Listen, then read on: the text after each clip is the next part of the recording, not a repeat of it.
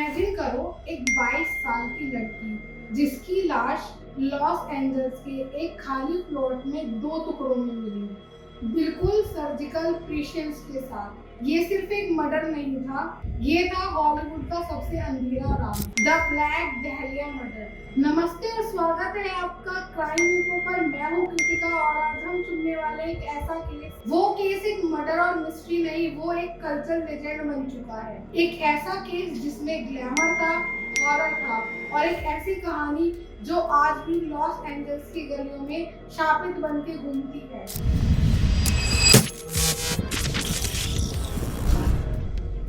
जनवरी 15, 1947 की सुबह का वक्त था। लॉस एंजल्स का एक खाली प्लॉट। एक यंग मदर अपने छोटे बच्चे के साथ वॉक कर रही थी। दूर से उसने देखा एक व्हाइट कलर्ड ऑब्जेक्ट जमीन पे पड़ा हुआ था। उसने सोचा कि शायद एक ब्रोकन मैनिक्विन होगा जो किसी स्टोर से निकलकर इधर आ गया होगा। लेकिन जैसे ही वो पास गई उसके पैर जम गए। वो मैनिक्विन नहीं था, एक यंग वुमेन का डेड बॉडी था। बॉडी को 2 पार्टों में काटा गया था और ऐसे पोज किए गए थे जैसे किसी ने जानबूझकर डिस्प्ले किया गया हो। विक्टिम का नाम था एलिजाबेथ शॉर्ट, जो सिर्फ 22 साल की थी, एक एक्सपीरियंस एक्ट्रेस जो बोस्टन से हॉलीवुड अपने सपने पूरे करने आई थी। मीडिया ने उसे एक नाम दे दिया, द ब्लैक डहलिया। ये नाम सुनकर काले कपड़ों, उसके डार्क हेयर और उसकी मिस्टीरियस पर्सनालिटी की वजह से पैदा हुआ। एलिजाबेथ की जिंदगी एक टिपिकल हॉलीवुड ड्रीमर की तरह थी। छोटी छोटी जॉब्स, ऑडिशंस, स्ट्रगल और एक ग्लैमरियस इमेज जो उसने अपने आसपास के लोगों के बीच बनाई थी। लेकिन उसकी असली कहानी शायद उतनी ग्लैमरियस नहीं थी। 11 जनवरी 1947 को एलिजाबेथ को लास्ट बार देखा गया था एक होटल लॉबी में। विटनेस ने बताया था कि वो एक टॉल डार्क हेयर्ड मैन के साथ थी। उसके बाद जैसे ही हवा में गायब हो गई। 4 दिन तक कोई नहीं जानता था कि एलिजाबेथ कहाँ है। फिर आई वो सुबह जो लॉस एंजल्स की हिस्ट्री का हिस्सा बन गई। 15 जनवरी 1947 उसकी मल्टीमीडिया बॉडी एक एम्प्टी ग्राउंड में मिली। क्राइम सीन पुलिस के लिए एक हॉरर शो था। एलिजाबेथ का बॉडी वेस्ट से कट किया गया था, एक सर्जिकल क्लीन कट जैसे। उसकी स्किन कंप्लीटली ड्रेन थी, मतलब पूरा ब्लड निकल गया था। उसके फेस पर एक टेरिफिक ग्लास ग्रो स्माइल का मार्क था। दोनों तरफ से माउथ को काटकर एक एरा तक एक्सटेंड कर दिया गया था, एक क्रीपी स्माइल बनाने के लिए। बॉडी को कंप्लीटली वॉश किया गया था, जैसे किलर ने हर पॉसिबल फोरेंसिक क्लू मिटा दिया हो। और सबसे डिस्टर्बिंग बात, उसकी बॉडी का पोज ऐसा रखा गया जैसे किसी ने एक आर्टवर्क डिस्प्ले किया हो। सिर्फ इस डिफरेंस के साथ ही ये आर्टवर्क इंसानी मौत का था।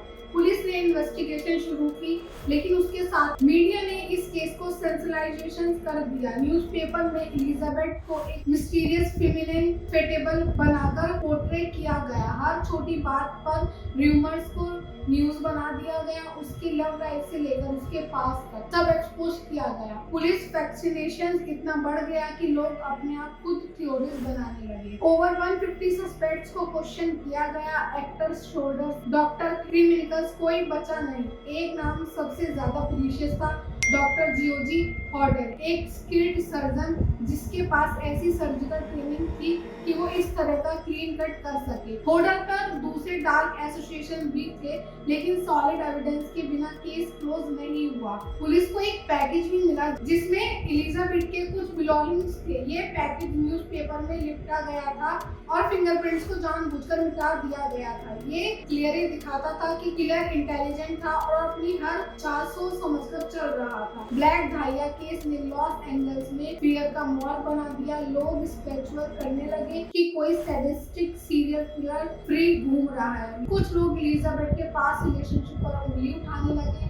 कुछ ने कहा कि वो डेंजरस क्राउड में इन्वॉल्व थी। लेकिन सच क्या था? क्या वो किसी जेलसी का शिकार बनी या सिर्फ गलत वक्त पे गलत जगह थी? 1947 से लेकर आज तक ये केस ऑफिशियली अनसॉल्व्ड है। हिस्ट्रिशियंस, क्राइम ऑथर्स, रिटायर्ड डिएक्टिवेशन, सबने अपनी थ्योरीज पब्लिश की। कुछ लोग कहते हैं कि एलएपीडी के अंदर ऑक्यूपेशन थी और किलर कोई इन्फ्लुएंटेड इंसान था जो इजीली बच गया। दूसरे कहते हैं कि फोरेंसिक साइंस उस वक्त इतनी एडवांस नहीं थी कि इतना क्लियर ग्रीन क्राइम सीन से किलर पकड़ा जा सके। आज भी अगर आप लॉस एंजल्स जाएंगे तो टूरिस्ट गाइड्स आपको ब्लैक डायरिया केस के क्राइम स्पॉट्स दिखाएंगे। ये मर्डर एक पार्ट बन चुका है हॉलीवुड का डार्क हिस्ट्री का। ये रिमाइंडर कि सपनों का शहर कभी कभी सबसे बड़े लाइटमेट्स को दिखा सकता है। तो ऑडियंस, ये एक यंग लड़की जो अपने घर से दूर अपने सपने पूरे करने गई थी, उसने सोचा होगा कि हॉलीवुड उसके लिए ग्लिटर और फेम लेकर आएगा, और उसको मिला सिर्फ एक ग्लूटर एंड। कभी सोचा है कितने लोग अपने सपनों के लिए सेफ स्पेस छोड़ देते हैं और उन्हें पता भी नहीं होता कि उस ग्लैमर के पीछे कितनी डार्कनेस छुपी होती है। तो ये था ब्लैक डायरिया मर्डर, एक ऐसी कहानी जिसमें ब्यूटी,